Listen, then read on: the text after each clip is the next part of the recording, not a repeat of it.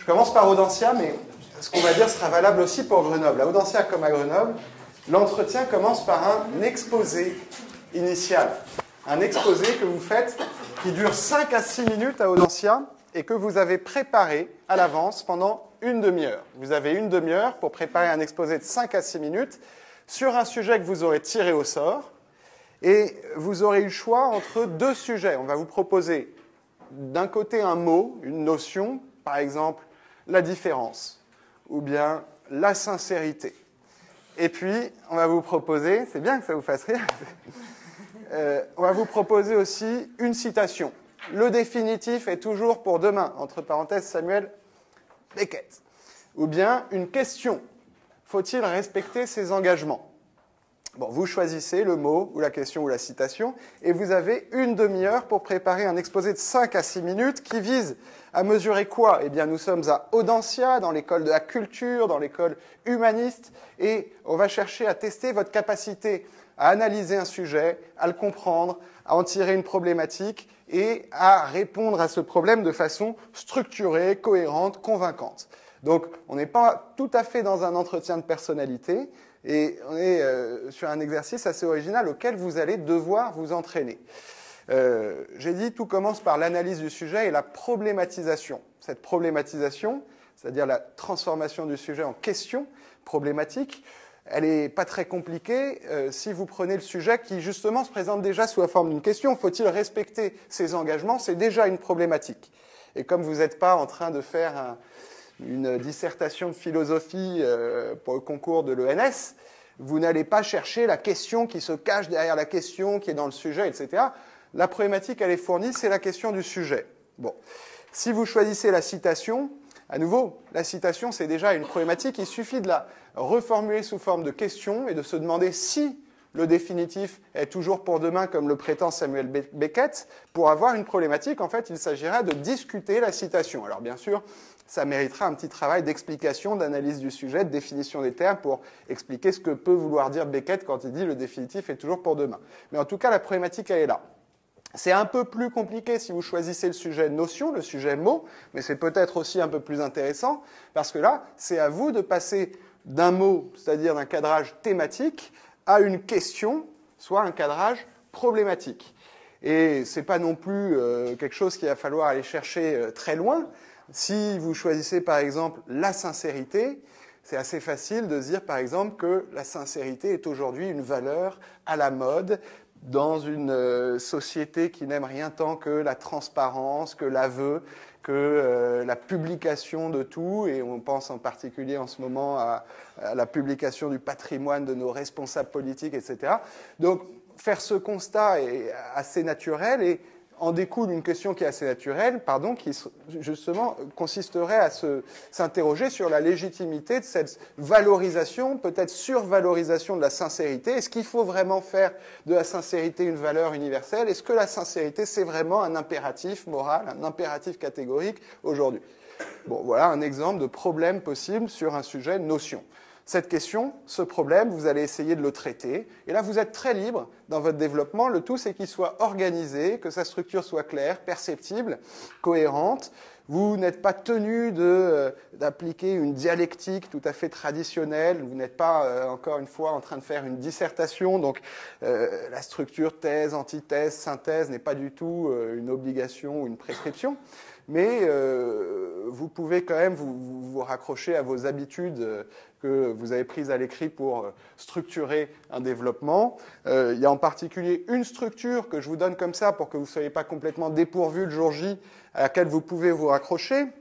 C'est une structure qui est à mi-chemin entre l'argumentation unilatérale que vous développez en analyse de situation à l'écrit dans cette même école à Audencia, qui cherche à démontrer une thèse, qui est la thèse à laquelle vous croyez le plus, et la dialectique qui équilibre complètement l'argumentation entre la thèse et l'antithèse. Vous pouvez opter pour une thèse, mais avant d'argumenter en faveur de cette thèse, concéder une part de vérité à la thèse adverse. C'est une structure par concession. Vous faites une première partie concessive, vous reconnaissez que certes, on pourrait penser que le définitif est toujours pour demain, avant de montrer dans la deuxième et la troisième partie, au moyen de 2 arguments distincts, que vous pencheriez plutôt pour l'autre option.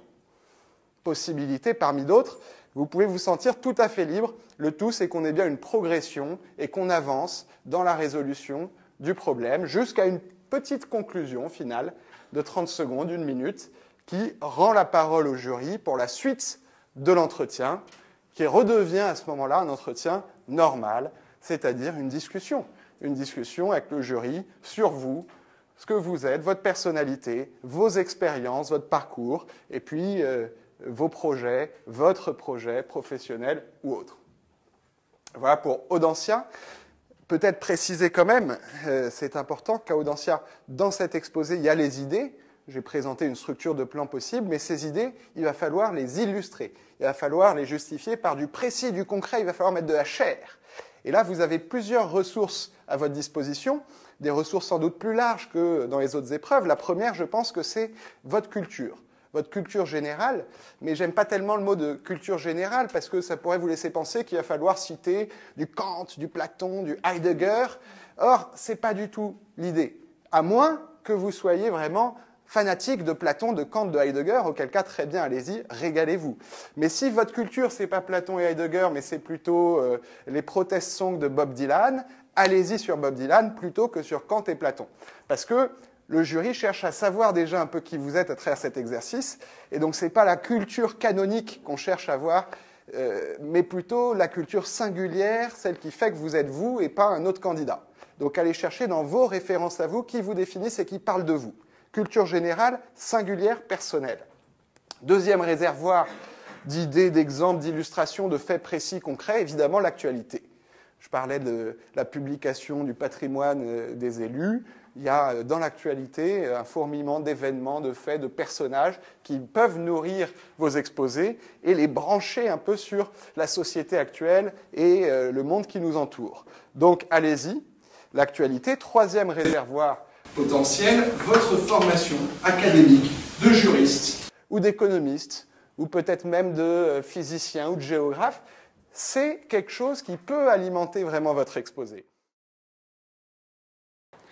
À Grenoble, maintenant, vous allez retrouver, comme à Audencia, un exposé initial que vous aurez préparé en 1 demi-heure, comme à Audencia, et qui portera sur un sujet choisi non plus parmi 2 possibilités, mais parmi 3 possibilités, puisque vous aurez à nouveau un mot, à nouveau une citation ou une question, mais vous pouvez avoir en plus, et vous aurez en plus une carte géopolitique avec par exemple l'emplacement des centrales nucléaires dans le monde. Bon, vous choisissez un sujet et vous développez un exposé qui cette fois-ci durera 5 minutes, c'est donc à peu près le même format qu'à Audencia, 5 minutes pour faire exactement ce que j'ai dit sur Audencia, tout reste valable, c'est exactement le même format et donc les mêmes consignes qui s'appliquent. Exposé initial, puis deuxième phase de l'entretien à Grenoble, c'est là que ça devient très original et très intéressant, interview d'un membre du jury. Les rôles s'inversent, c'est vous qui posez les questions. Vous allez vous adresser à l'un des membres du jury qui est un professionnel, qui travaille en entreprise, qui se sera brièvement présenté pour vous dire pour qui il travaille, quel métier il fait, et vous allez avoir 10 minutes pour conduire une discussion avec ce membre du jury, et pour le faire parler, non pas de sa personnalité, de sa vie privée, sexuelle, etc., mais évidemment de sa vie professionnelle, de son métier, de son activité professionnelle quotidienne. Et ça, c'est aussi un exercice original et difficile. Ça peut paraître plus facile de poser les questions que d'y répondre, mais en fait, c'est pas si facile. Il y a des pièges à éviter. On vous en donne quelques-uns. Il y a un piège, par exemple, qui consiste à être obsédé par la question suivante, par la question qu'on va bien pouvoir poser ensuite. Obsédé à tel point qu'on n'écoute pas ce que le membre du jury est en train de dire pour répondre à la question précédente. Et ça donne des discussions très décousues où le candidat passe du coq à l'âne et où il montre en fait au jury qu'il n'est pas présent à la discussion, qu'il n'est pas vraiment dans le dialogue. Donc faites très attention, ne soyez pas obnubilés par la question suivante et dites-vous bien que la question suivante découle le plus souvent de ce que le jury est en train de dire. Donc il faut être vraiment présent à ce qu'il vous dit. Autre piège de cette discussion, le piège qui consiste à faire semblant de comprendre. Le jury va peut-être parler de choses assez techniques, de choses qu'a priori vous ne connaissez pas. S'il vous dit qu'il travaille dans la finance sur des produits dérivés, par exemple, et que vous ne savez pas du tout ce que c'est que les produits dérivés, vous seriez bien mal inspiré de faire semblant de très bien voir ce que c'est que les produits dérivés. Le bon réflexe, c'est au contraire de dire « je vous arrête tout de suite, est-ce que vous pouvez très rapidement me réexpliquer ce que c'est qu'un produit dérivé ?» D'accord ? Il ne s'agit pas d'essayer de faire comme si vous saviez tout déjà. Au contraire, la fiction qui préside à cette épreuve, c'est que vous ne savez rien sur ce métier, vous avez 10 minutes pour tout apprendre, pour tout comprendre. Et au terme de ces 10 minutes, le président du jury vous demandera de faire la synthèse, de faire le bilan en 1 minute, justement de ce que vous aurez découvert, de ce que vous aurez appris à travers cette discussion. Voilà pour la deuxième phase de l'entretien qui dure 10 minutes et à laquelle succède 1/4 d'heure de discussion libre avec le jury. Donc, 1/4 d'heure de discussion libre, plus 10 minutes d'interview d'un membre du jury, plus 5 minutes d'exposé initial, ça fait une demi-heure d'entretien, précédé par une demi-heure de préparation.